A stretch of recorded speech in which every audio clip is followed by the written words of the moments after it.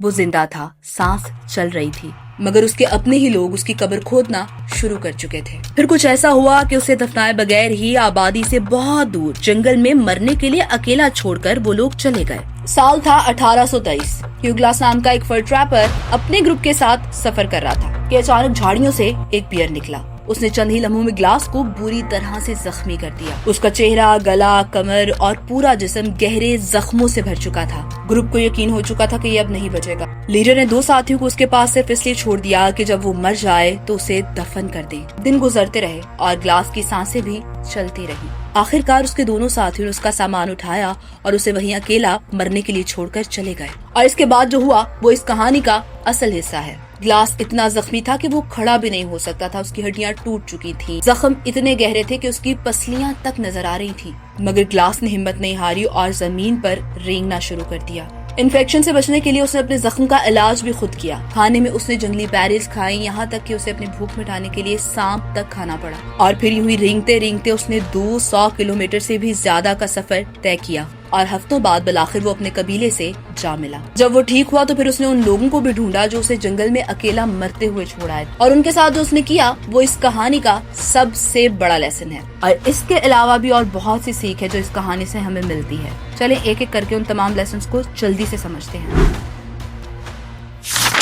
Pen is temporary but quitting is permanent. दर्द हमेशा नहीं रहता, मगर दर्द की वजह से गिव अप कर देना कभी कभी जिंदगी भर का पछतावा बन जाता है। Your real strength appears when everyone leaves। Glass को रीछ के दिए हुए जख्मों से इतनी तकलीफ नहीं हुई थी जितना उस धोखे से हुई थी जो उसके अपने ही साथियों ने उसे दिया था। अगर वो इतना बहादुर था कि तब भी उसने हार नहीं मानी। असली हिम्मत तभी सामने आती है जब कोई भी आपका साथ देने वाला मौजूद ना हो। Small steps beat no steps. करीबन 300 किलोमीटर का सफर उसने एक ही रोज में तय नहीं किया था, बल्कि उसने लिया सिर्फ एक कदम, फिर एक और फिर एक और। जिंदगी को बदलने के लिए भी ना कभी कभी आपको बहुत ज्यादा स्पीड की जरूरत नहीं होती, बस रुकना नहीं होता। ये जो टाइनी स्टेप्स होते हैं ना, ये इंसान को उसकी मंजिल तक पहुंचा देते हैं। The best revenge is your recovery.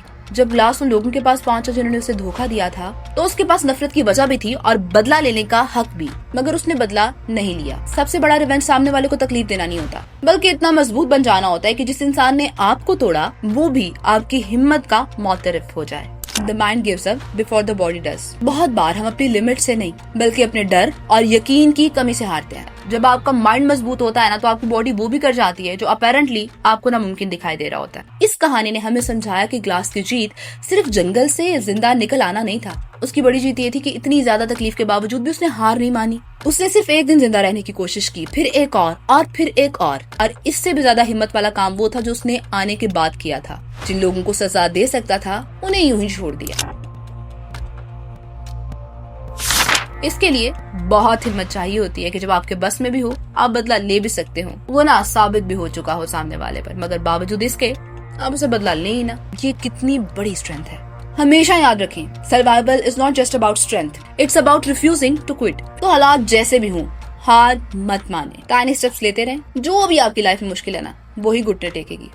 इसी नोट पर द फातिमा ऑफिशियल से फातिमा तो ज़ारा को दें इजाजत। खुश रहें, खुशियां बांटें, अल्लाह निगहबान।